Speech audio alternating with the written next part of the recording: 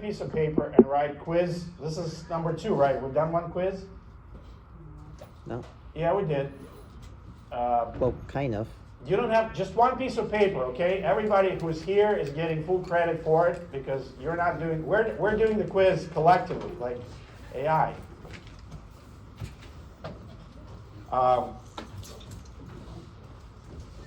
So, be careful with the overview slide, or be careful with any kind of image generation. Because that's the part where it can give you 6 fingers. Right? Just one piece of paper for everybody. One piece of paper for everybody, and you're going to write your name on it, okay? I mean, I don't want to overload the TAs with the quizzes that we're doing here. Does that make any sense? Okay. All right, so 3 classes of materials are metals, ceramics, and polymers. Right? Okay. True or false? Van der Waals is the strongest type of bonding. Which one is the strongest type of bonding? Covalent. Very good. Thank you. So number 3, covalent is the strongest type of bonding. True. And number 4, FCC has the same packing factor as HCP. What? Why do you say that?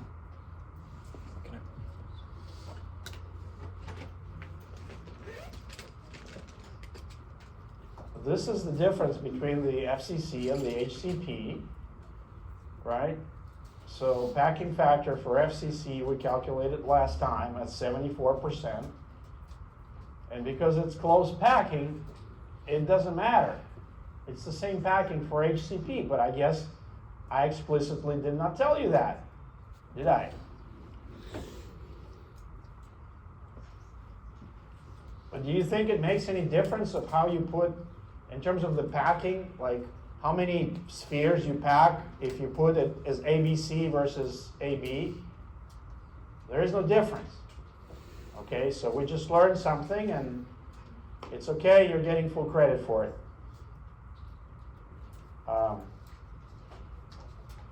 Okay, what is the length of a diagonal of a square with the side A?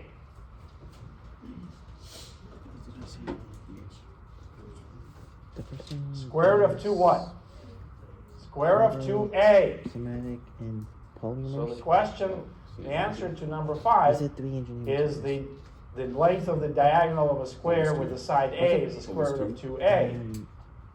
2 was And this is very basic.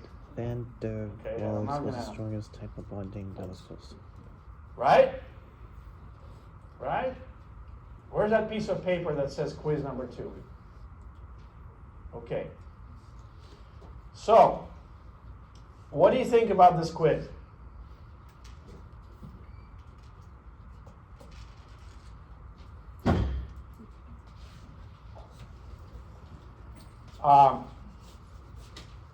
And what I have here is a whole bunch of stuff, and here's a materials quiz.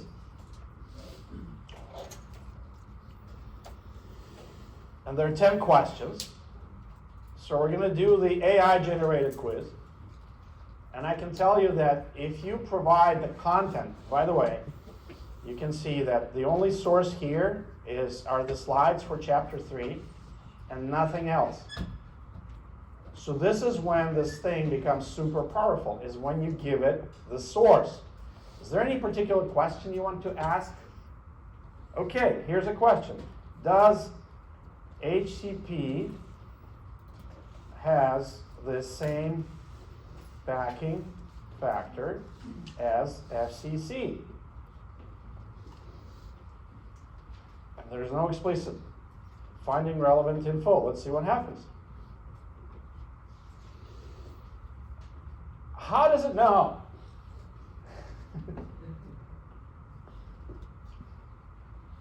How does it know? Because I only gave it one source. So, you know, I mean,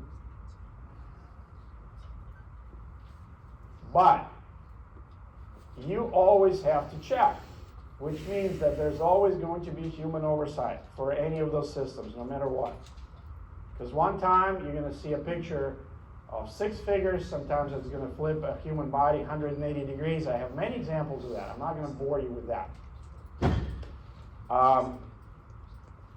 Okay, where's my quiz? Which of the following describes the difference between crystalline and non-crystalline amorphous solids regarding their atomic arrangement? Crystalline materials have atoms arranged in periodic 3D arrays, while non-crystalline materials lack a periodic arrangement. Crystalline solids are formed exclusively through rapid cooling processes. Amorphous solids are more stable because they tend to be near the minimum in bonding energy. Non-crystalline materials always consist of simpler atomic structures than crystalline materials. Which one is the answer, the correct answer? And why?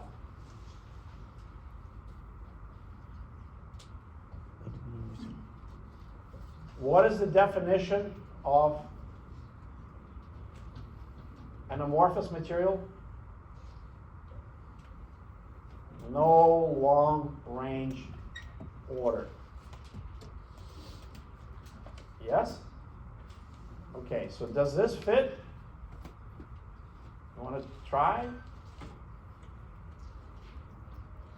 Why does the second one wrong? Crystalline solids are formed exclusively through rapid cooling processes.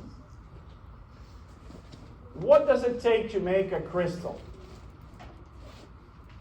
In other words, I brought a pile of bricks here. And the truck just dumped the bricks. Do you see one? What would it take for those bricks to be neatly packed in a pallet? Manual labor and work, right? So we can put it in a pallet, but it's going to take time. So the same thing for those atoms to go to their seats. It takes time. Amorphous solids are more stable because they tend to be near the minimum of bonding energy. Is this true? Where is the minimum of bonding energy? When the atoms are the closest to each other. What is the average distance between the atoms in an amorphous solid? It's larger than in a crystal, so this is the opposite. And the fourth one, non-crystalline materials always consist of simpler atomic structures than crystalline materials. Is there a structure associated with nanocrystalline material or amorphous material? Well, I guess lack of order is a structure, but that's exactly the opposite. Does that make any sense? Here, and by the way, you can click explain and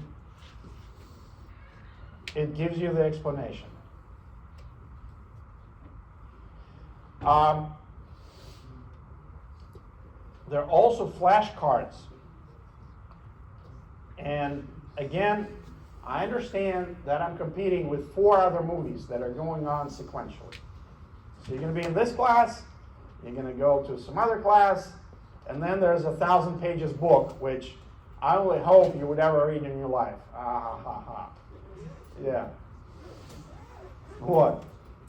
But I can tell you this, that if the textbook is in a system like this, and you ask a question, unlike generic ChatGPT that you even pay $20 subscription per month, it's not going to lie to you. 99.99999% of the time, it's not. Because it's basing on real human knowledge. And yes, there could be mistakes in a textbook, but the chances are very low that there are going to be mistakes. And the reason ChatGPT is giving you 30% error is because of the sources. So that's the value And after, again, you listen to this class 20 times, can you imagine going to the same movie and watching it 40 times, 20 times? What was the most number of times you ever watched a movie? What's your favorite movie? The Notebook? Is that a good movie? I don't know if I watched it. What is it about? Romantic movie. Okay. You probably, after watching it 3 times, do you know the plot pretty much? Okay. And if somebody asks you a question, can you take like a trivia quiz about that? You could. All right. Well, imagine watching it 20 times. Or imagine like, well, this is me, right? I'm trying to do as best as I can to motivate you and make you interested in the subject. That's all. Because I realize the book, the 1,000 pages, you're not going to read, and I'm competing with 4 other professors. Chances are, I'm not better than them. Maybe, who knows? I don't know. So, what I try to do, I try to keep you entertained. I'm not treating it as a concert because I'm no performer. But it's kind of like that, for me at least. I prepare for it. Okay, let's go back to this quiz. And go to the next question. What is the atomic packing factor for face-centered cubic structure? 0.74. I do not expect you to remember that after you're done with this class. But if you do, it's not bad. It means that the 26% is free rent. The body-centered cubic, how many total atoms are contained within the single unit cell? 2. Why?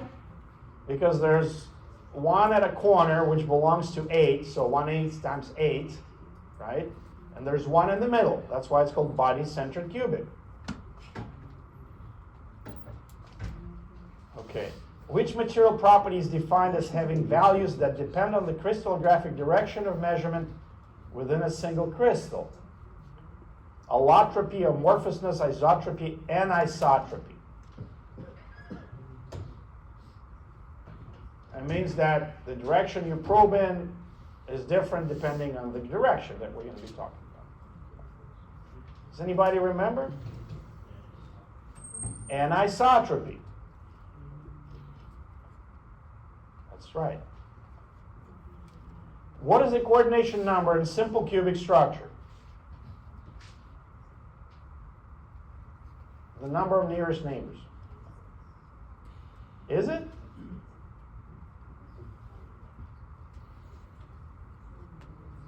Yeah.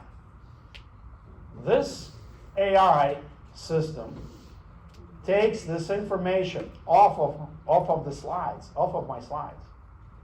So as long as those slides are correct, you realize it could be anything, any source you can give it, and it's going to make things that may be helpful for you, like a podcast. Also, how many slides are in this lecture? 42. Okay, and here we have 15 slides. I'm not standing behind those slides because I already did this in the mechanics course. I announced in the course that whoever finds a mistake in Notebook LM produced content, I'm going to bump their grade. And guess what? 1 student found mistakes. But I achieved the purpose. I encouraged students to look at this stuff. Okay? Because when you look at this stuff, there's an observer effect. You're always going to find something. But if you don't look, you're not going to find anything. Okay, according to the source material, why do metals generally have higher densities than ceramics or polymers? Metallic bonds are directional, leading to large voids between atoms. Metals exhibit close packed and often have close packing, have large atomic masses. Metals have low packing densities. Metals are predominant in non-crystalline. What's your pick? They're close packed and they're heavy. And we can look at the periodic table. When the term of the phenomenon where the material is like, well, I didn't cover it, I'm going to cover it now, but what is the phenomenon where the same material, like graphite and diamond, can be diamond and graphite, yet they're both carbon? Polycrystallinity, polymorphism, or allotropy, diffraction, or isotropy. Iso means what? Iso means the same, right? And diffraction, I brought you something to grab your attention for the day. Compete with the 4 other professors. Polycrystallinity. What is the meaning of polycrystallinity?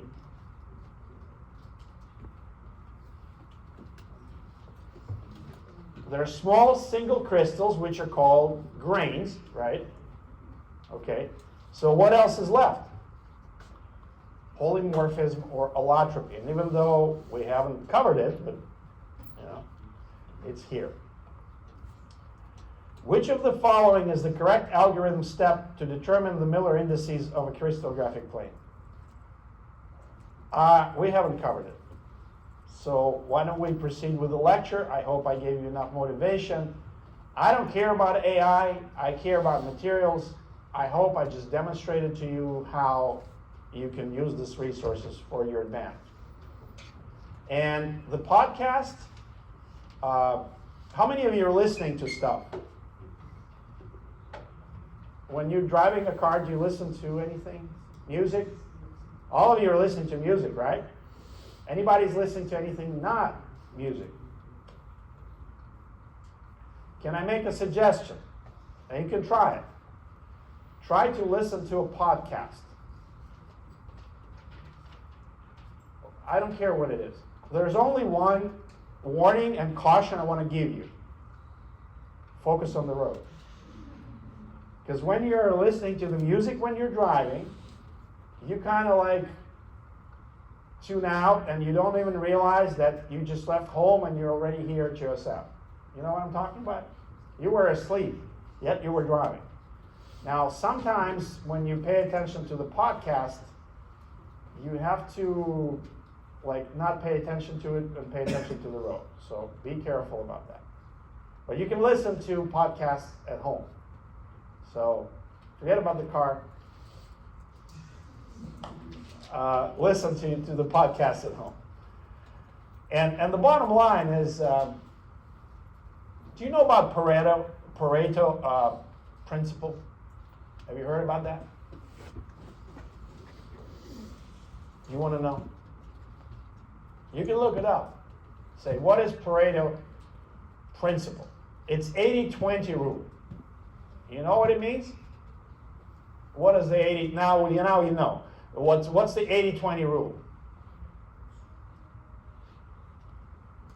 80% of your success or a company profit comes from 20% of their effort. That is the 80-20 rule. So if you just knew the 20%, you could become much more efficient. But unfortunately, it doesn't work like this in nature. Because you have to do the 80% of the stuff that's not producing you anything. And that's part of life, I guess. But Pareto came up with this stuff. It's great. Hopefully, all of this is going to change things. And I can tell you right now that the skill set that's going to be required of you has already changed. And the companies that are not using artificial intelligence in their business, they're already behind. I don't know what the outcome is going to be in this class. I hope that it's an enhancement. It's not a distraction. So whatever you feel about it, we're going to try to measure it to see your perception about what you feel about Notebook LM, what you feel about those technologies, if you trust it or not. By the way, as long as you disclose that you're using AI, there's nothing wrong with that. There's no law that says that you cannot use AI. Do you understand that? As long as you disclose. So in the papers, I said, yes, I used ChatGPT to generate the picture of the position of the diver. And it flipped it 180 degrees. So as a human, you see it right away. AI doesn't see that. Or there's 6 fingers on one hand and there's no fingers on the other hand. Stuff like that. So this is going to get fixed eventually. All right.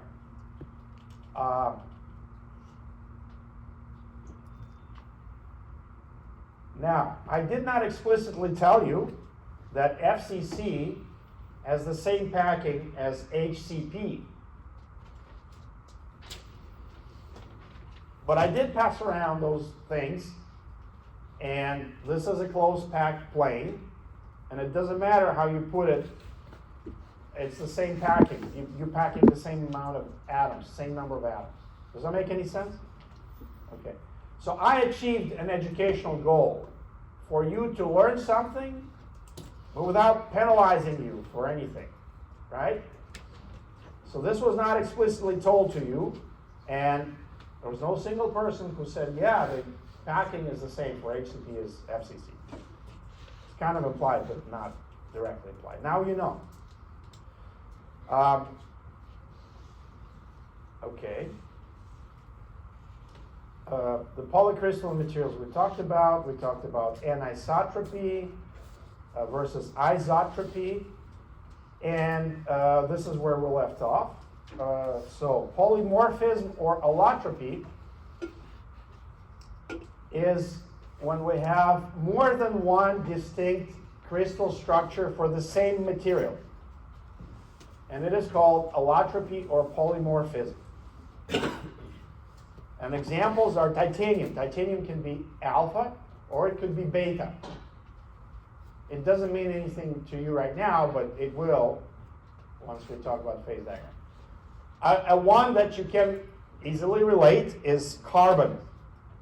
Diamond versus graphite.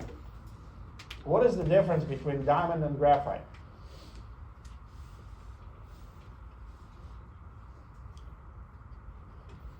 The structure.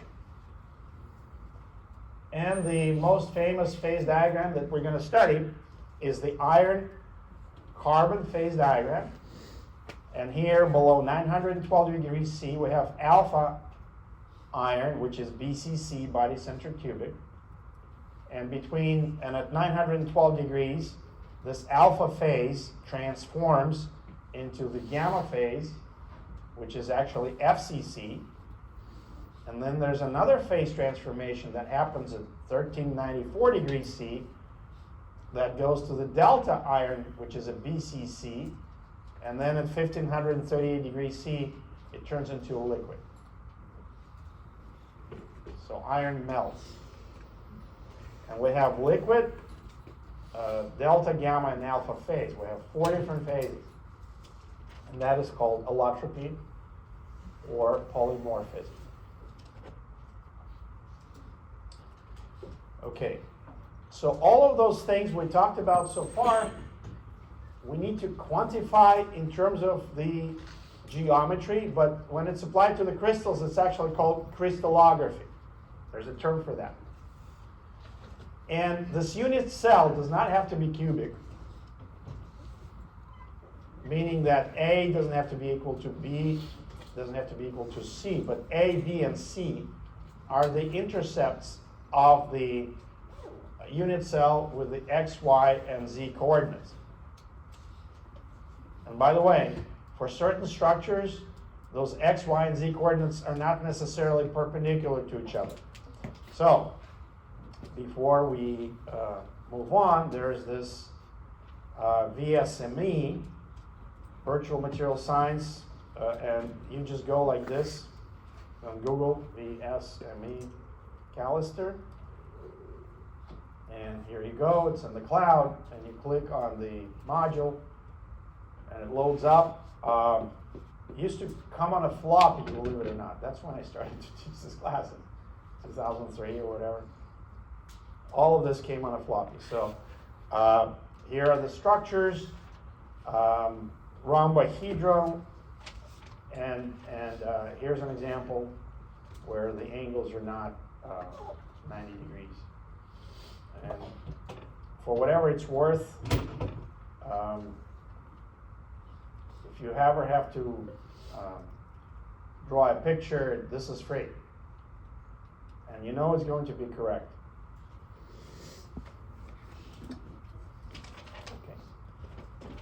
Okay. With that said, to determine, so to point coordinates, this point right here needs to have a coordinate. And here we do it in terms of the lattice positions, right? So x is A, y is at B, and z is at C. So we have A, B, C. Now what we do then, we need to divide it by the unit cell edge length. And those lengths are A, B, and C. So we divide A by A, B by B, and C by C. And the coordinate of this point is 1, 1, 1. Does everybody understand that?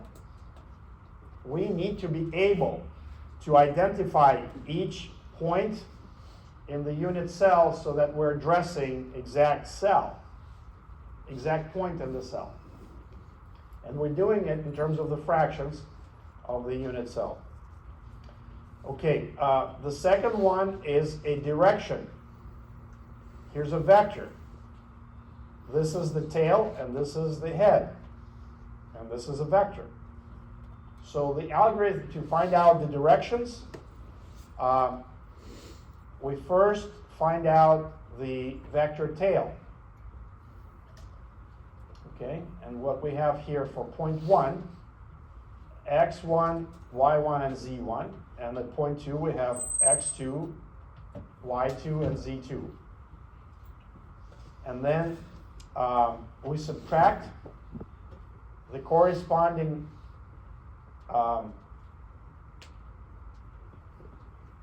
tail along each direction from the head.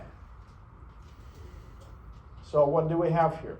We have x2 minus x1, and then we need to normalize by whatever the unit cell parameter is along the x direction, which is a.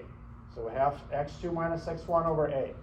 Along the y direction, we have y2 minus y1 over b. And along the z direction, we have z2 minus z1 over c. This is a general notation. And then we reduce it to the minimum integer. They have to be whole numbers,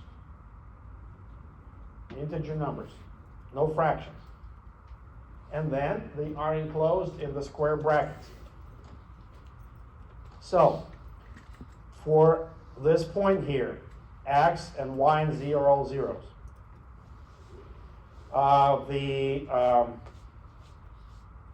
Point 2, which is the head, it intersects the x-axis at A. There's no intersect with y, so y is equal to 0. And z is intercepting at c over 2. So we have a minus 0 over a, 0 minus 0 over b, c over 2 minus 0 over c. And as a result, we get 1, 0, and 1/2. How can we get rid of this fraction 1/2? What 1/2 needs to be multiplied by to get a whole number?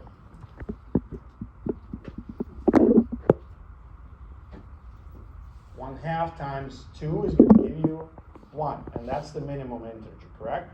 So we multiply everything by 2, and we get 2, 0, and 1, and we put it in the square brackets. And that's how crystallographic directions are calculated. Yes, sir? So when you do the 1 times, or the whole thing times 2,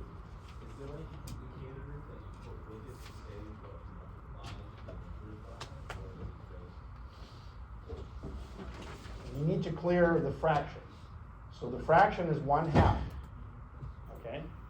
If there were more than one fraction, you would go higher, like 1/2 and 1/3 would give you like what, 6?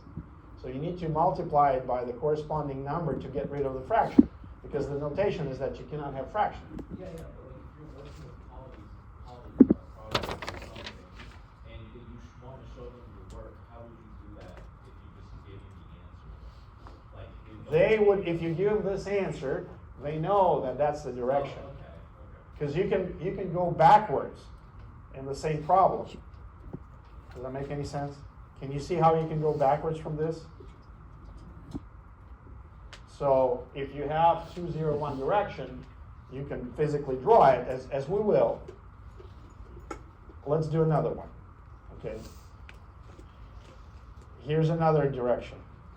Here and here. This is the head and this is the tail. Okay? So for the tail, it intersects x at a, y at b/2, and it does not intersect z. So it is 0.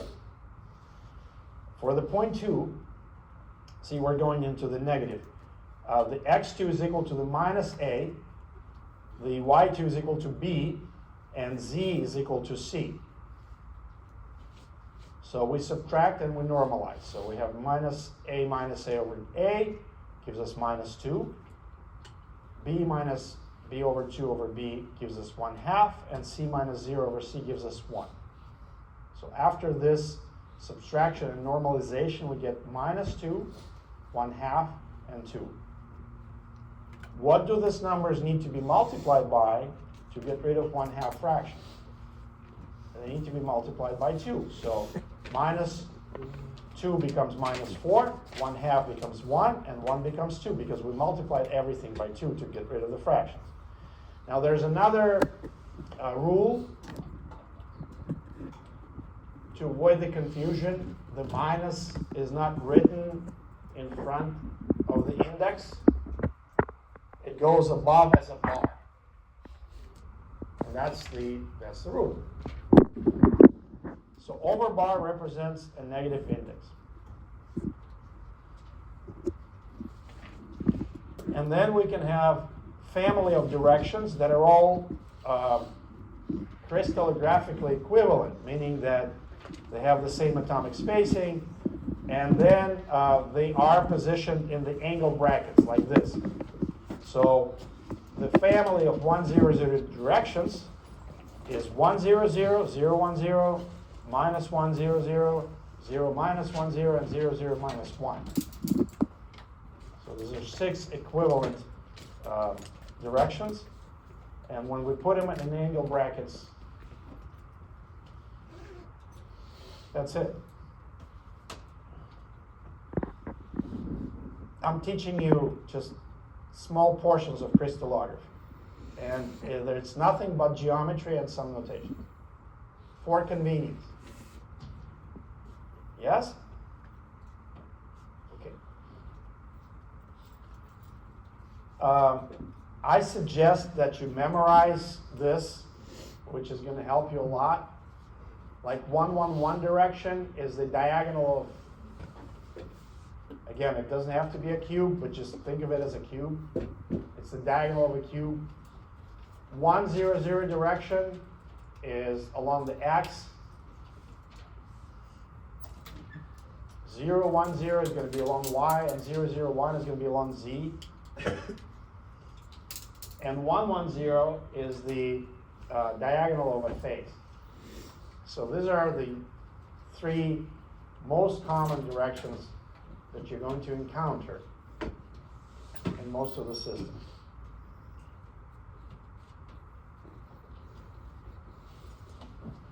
This is not very hard, is it? That's where all your vectors and geometry and whatever else you studied, that's the application of that knowledge. Everybody sign this?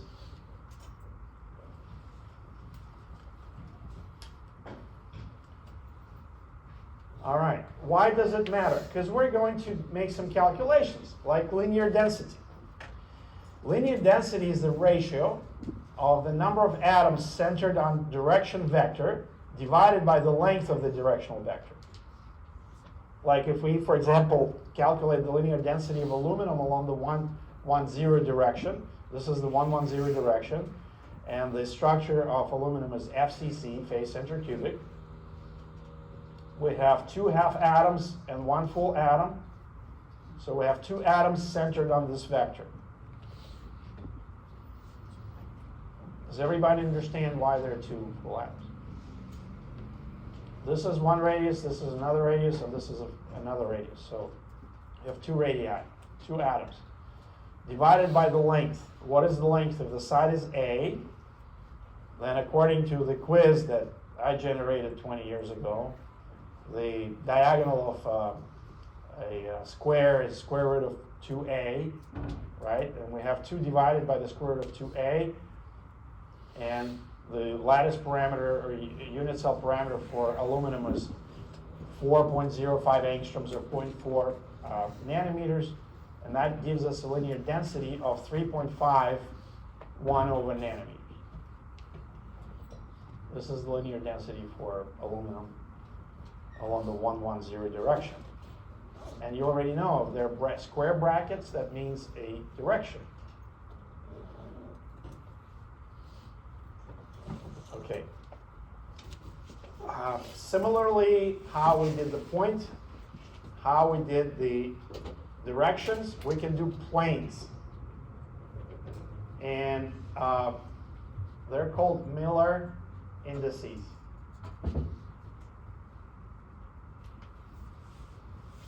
And if you see them in brackets like this, that's an indication of a plane. So square brackets is a direction, angle brackets is the family of directions. Finger brackets is going to be family of planes.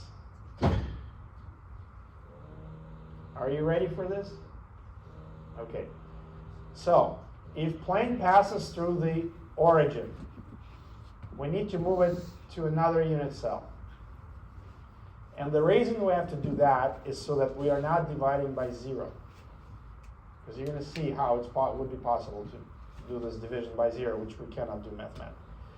So we're going to read off the values of the intercepts of the plane, and we're going to call it capital A, B, and C. And then they're going to be fractions where they intersect axis X, Y, and Z in terms of the unit cell parameters A, B, and C. And then we're going to take reciprocals of those intercepts. And that's why the first rule applies, that if it's at 0, we cannot divide by 0 when we're taking this reciprocal. And then we're going to normalize the intercepts by multiplying by lattice parameters A, B, and C, and reduce to the smallest integer number.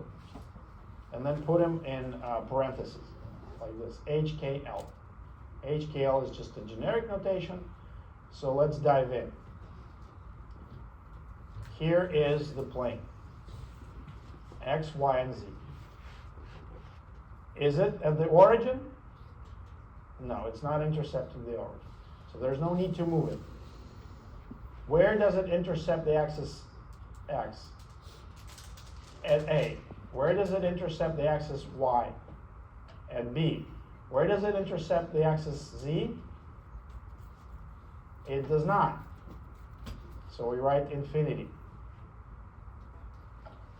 Then we take the reciprocals. 1 over A, 1 over B, 1 over infinity. And then we normalize it by multiplying it by A, B, and C. So we have A over A, B over B, C over infinity. And that gives us 1, 1, 0. There's nothing to reduce. So this becomes a 1, 1, 0 plane. In parentheses.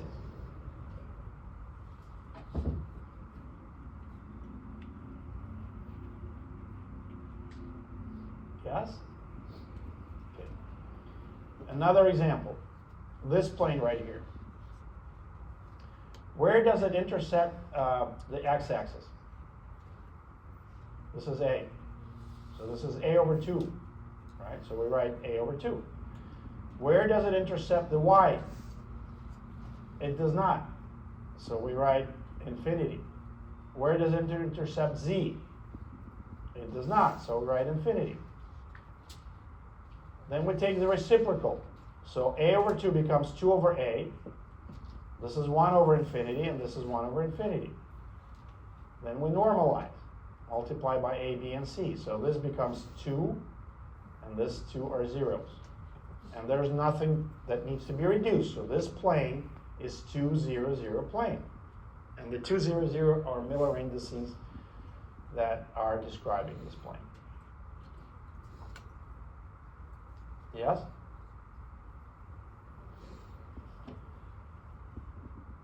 Now let's do another one.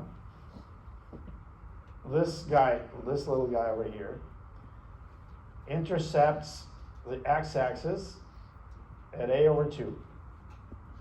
It intercepts y at B, and it intercepts z at 3/4.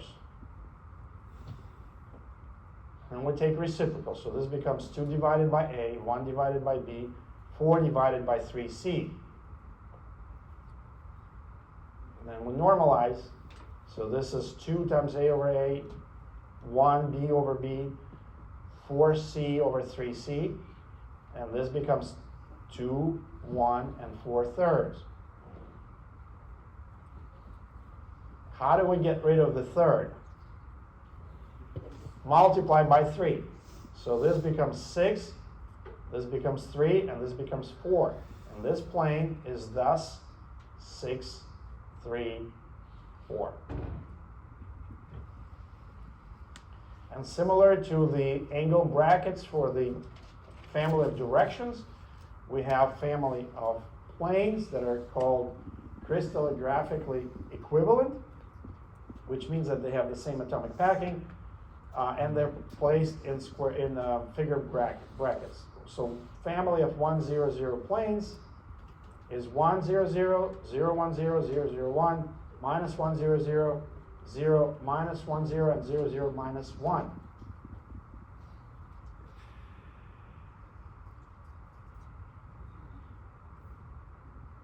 And these are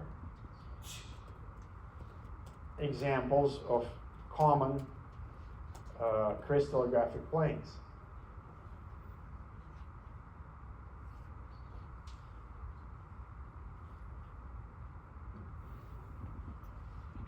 And you can see some analogy with the directions. Like 1, you see it's diagonal. So this is a family of 1, 1, 1 planes. This is a family of 1, 1, 0 planes, and this is a family of 0, 0, 1 planes.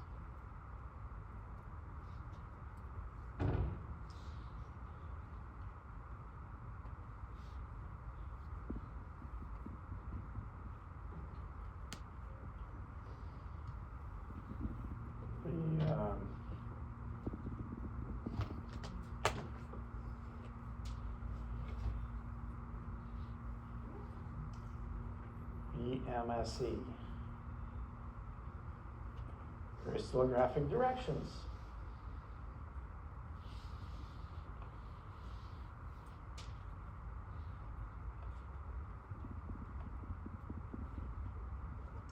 Awesome for visualization.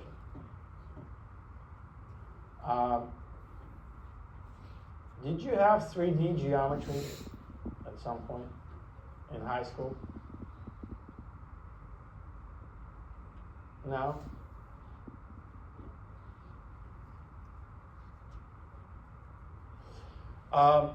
Is there a graphics course that you take where you do like CAD work and all that? So different people are wired differently. Some people can think in 3D, some can't. And believe it or not, there are analog, old-fashioned ways to take a cylinder and to take a sphere and have a sphere go into the cylinder and draw the surface, which is going to be a curved a curve that intercepts like two spheres or one sphere with a cylinder, that kind of stuff. And can you believe that back in the day, everything was drafted on a piece of paper? And it's not funny, because that's why you needed that pencil. It was more precious than the dime at the point. So again, these visualizations are very useful. You can also do problems here. And the difference in hexagonal, which I kind of briefly mentioned, is that instead of X, Y, and Z, you have A1, A2, and A3, and the angle between them is what?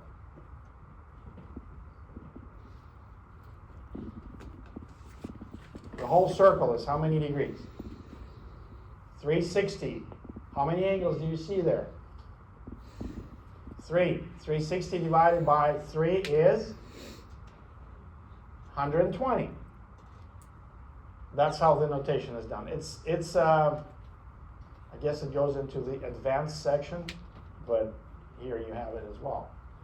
So for the Miller indices and for the directions for hexagonal, you actually have 4 indices.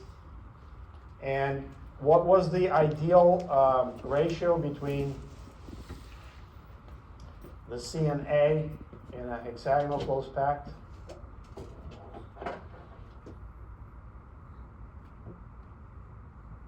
You see this here? So if that is the case, the fourth index or the fourth direction or whatever, it's not independent. But still, for convenience, there are 4 numbers that are represented. If you see 4 numbers, that automatically means that it's hexagonal close pact.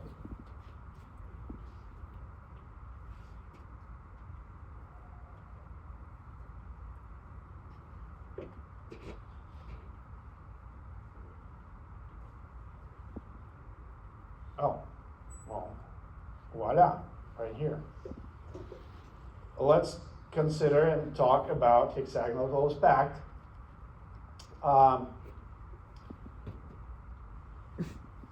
We have 3 axes in the plane, A1, A2, and A3, like this. And they are 120 degrees apart.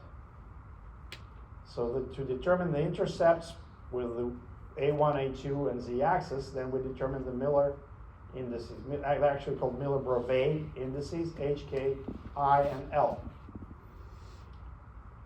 So, it's a little bit more complicated. If you don't get it, that's okay. But at least let's go through this example.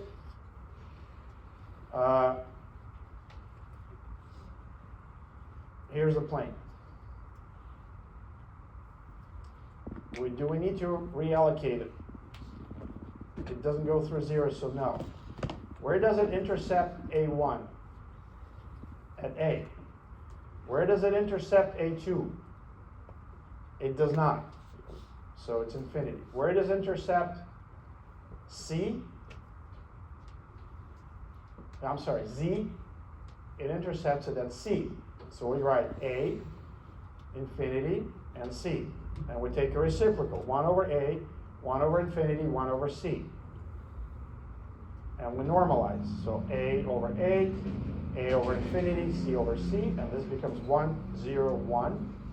We don't need to reduce anything, so H is equal to 1, K is equal to 0, L is equal to 1. And the fourth index, I, is determined as minus H plus K. So in this case, it's minus 1. And the Miller-Brovay indices here are 1, 0, minus 1, 1 for HCP structure. Again, I think this is super useful. When I was presented by this stuff, you did not have such a good visualization techniques as you do here. And again, it comes with a book.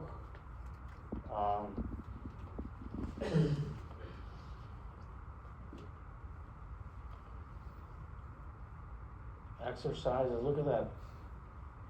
Generate your own direction vectors. Look at this.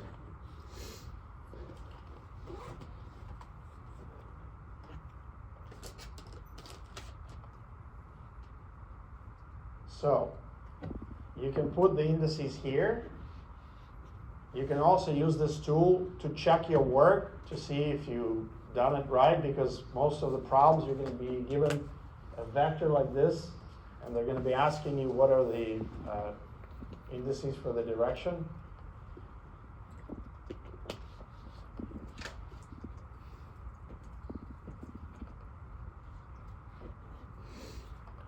We have the same thing for the crystallographic planes.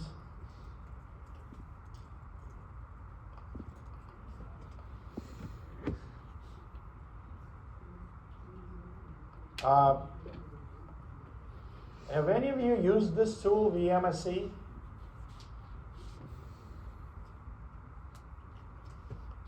No? Not yet? But do you see any value in it? Like, what does that mean? A little? Huh? This means yes? In which culture? And this means yes? Does this mean yes to everybody?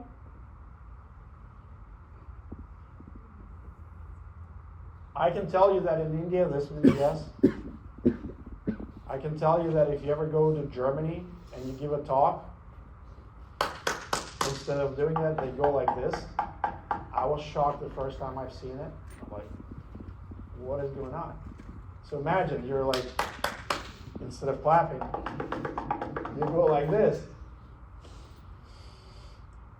Anyway, humans are very interesting, to say the least. Okay. Planar density. We talked about linear density. Now we are going to talk about planar density. And the planar density is equal to the number of atoms centered on a plane divided by the area of the plane. So if we take, for example, BCC, body centered cubic 100 plane, this is what it looks like. You can see that the atoms are not actually touching each other. There are 4 atoms and one is centered on the plane. This is A. And this A is equal to the 4 divided by the square root of 3R.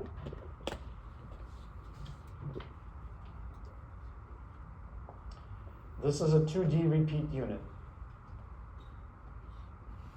And this square outlines how many whole atoms.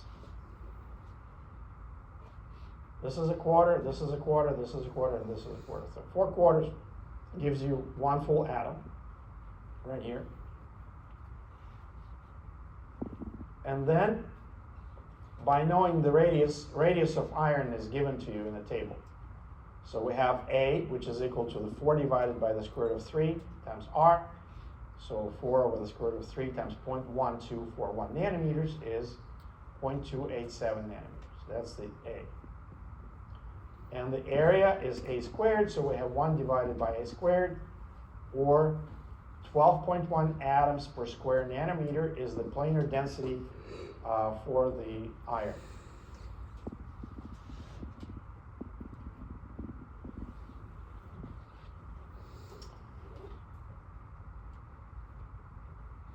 And again, we have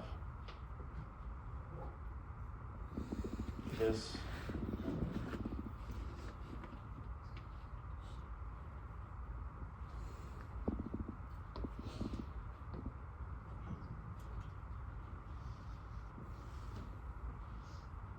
The show is about to start. That.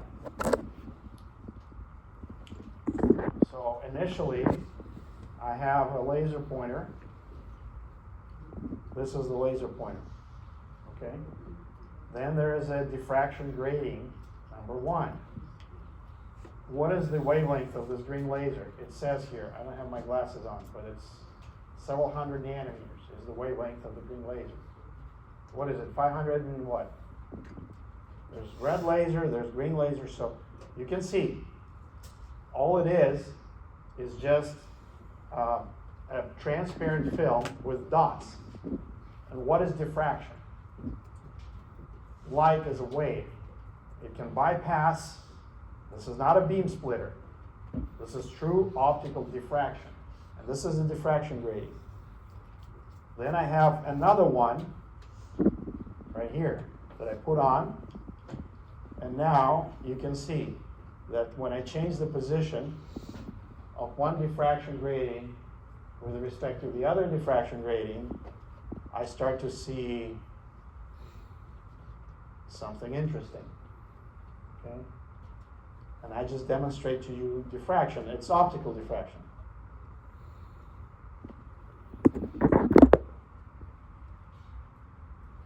Okay. I have another diffraction grating on top of the. Okay, let me see if this is going to work. This is from a different laser pointer.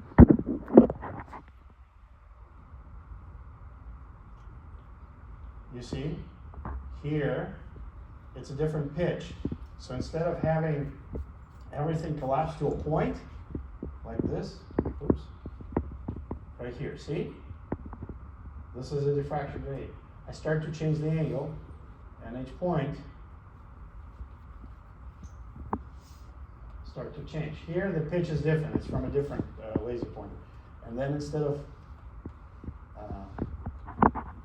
battery's down. Yes, I have a charger. I'll charge it for a while. So this is my focus pocus thing. How I compete with other professors and show you stuff. And things like this. These are atoms, and those are the bonds that are represented by those atoms, and you can have a look. Like rotate this in 3 dimensions. You can ask me why. I was hoping you would ask me that. And the reason is X-ray diffraction. So to diffract light, the diffraction grating spacing must be comparable to the light wavelength. Okay, this is the electromagnetic spectrum frequency, and you can see there's some long radio waves, there's your AM, FM, television, microwave, infrared, ultraviolet, X-rays, short radio waves, gamma rays.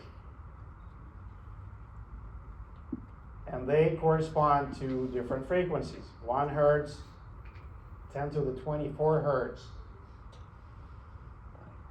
Those are the oscillations. This is the frequency of this oscillation. And then this is the wavelength. So here is a 1 nanometer. And we are below 1 nanometer. And here is a micron. You see here, this is the visible light range. And this green laser is in the visible because you can see it. It's a green color. The green color has more or less the same frequency corresponding to it.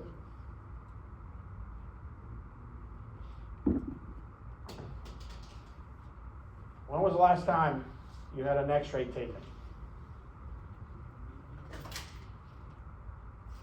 You've been to a dentist ever? Did they take X-rays of your teeth? How did it work? Do you remember? Doesn't matter if it's analog or digital. They put something in your mouth, and they put lead apron over your body, and they leave the room. And you're there to suffer the consequences. And then, so there's a film, and there's your tooth, and the X-ray source. So the X-ray source goes through your tooth, interacts with the matter of your tooth, with electrons in your tooth, and then it exposes the film. So it goes in, and to X-rays, the tooth is transparent, your tissues is transparent. You can see your cheek, you can see like the structure, and that's how they determine if there's any decay. Yes? Okay. X-ray diffraction is done a little bit different. Okay? Because similar to this, which is done when the light goes through, here what you do is you have a source of X-rays. And we want them to be monochromatic. And we'll talk about next time how X-rays are produced. But if electrons are impinging on a surface of a material, they're knocking out X-rays from the outer shells. Most common one is copper, has the wavelength of 1.54 angstroms. It's called copper K alpha 1. There's copper K alpha 2 and copper K beta from different shells of that. It doesn't matter what the source of those electrons is. Typically it's a tungsten filament. So tungsten filament produces this source of electrons, and they impinge on the surface of pure copper. And then the X-rays are emitted, and that's your X-ray source. And then what you need to do is you need to rotate your sample with respect to the incoming, it's called incident X-ray beam. And then there's a detector that determines the intensity. So we measure the intensity of X-rays as a function of the angle to theta, and once the diffraction condition is met, it's not the atoms that diffract the X-ray beam, it is the planes of the atoms that diffract the beam. And you can see that this beam has to travel extra distance. This is extra distance. What is it equal to? It depends on the incident angle theta. And we can write from trigonometry that 2 times d sine theta equals to n lambda. Lambda is the wavelength of the X-rays, n is the integer. And those planes that we talked about today, the Miller indices, once you plot the data like this, gives you a spike in intensity. Now many people call them peaks. They're not peaks. They are X-ray reflections. Now, here's an opportunity for you. I have been working on this problem, and if any of you have an interest, I only have spot for one person, maximum 2. This is data for titanium nitride barrier layer that's used for solar cells. And it was annealed at 500 degrees, 600, 800, and 700 degrees. Your task would be to calculate, to find the software and calculate the integral intensity of each one of those reflections. And I know the software that can be used, so I'm going to hold your hand, but you'll have to do it. And if you have any interest, there's maybe a chance that you'll be included on a publication in a scientific paper once this is done. Again, I'm just throwing out to a very wide audience there. You know Natalie Portman? You don't know who that is? Look it up. Natalie Portman has 2 scientific papers. She's a co-author of 2 scientific papers. It can be your biggest career boost, but it's going to require a certain commitment of time. We'll have to meet probably every week or twice a week and talk about this stuff. But you're going to learn a lot. Again, only spot for 1 or 2 people. Now, this is the Holy Grail. This is how the structures are studied. Okay?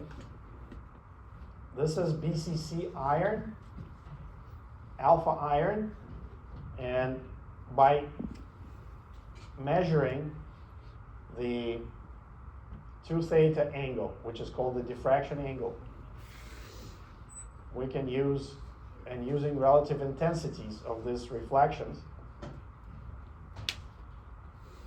we can measure a lot of stuff from the material. We can calculate the lattice parameter of the structure. And this technique is sensitive enough is that if this structure is deformed, compressed, or it's in tension, then the position of the reflection is changing. So there are several different parameters that can be extracted from this data. But this is the physical proof that this X-ray diffraction works. Chapter 3 reading. I have another class following this one, which I brought the handouts for that. Have you ever seen anything like this? Yep. This is a demonstration of a structure that has negative Poisson's ratio, if you know what that means. And this is a force gauge, which is Dillon force gauge. And you can see that it measures the force, but you can also see how it physically measures the force. How does it measure the force? By measuring the displacement. We don't really measure the force directly, we always measure displacement.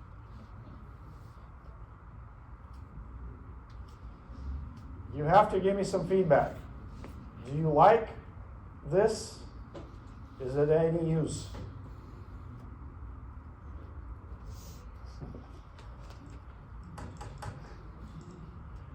Okay. I'm trying very hard.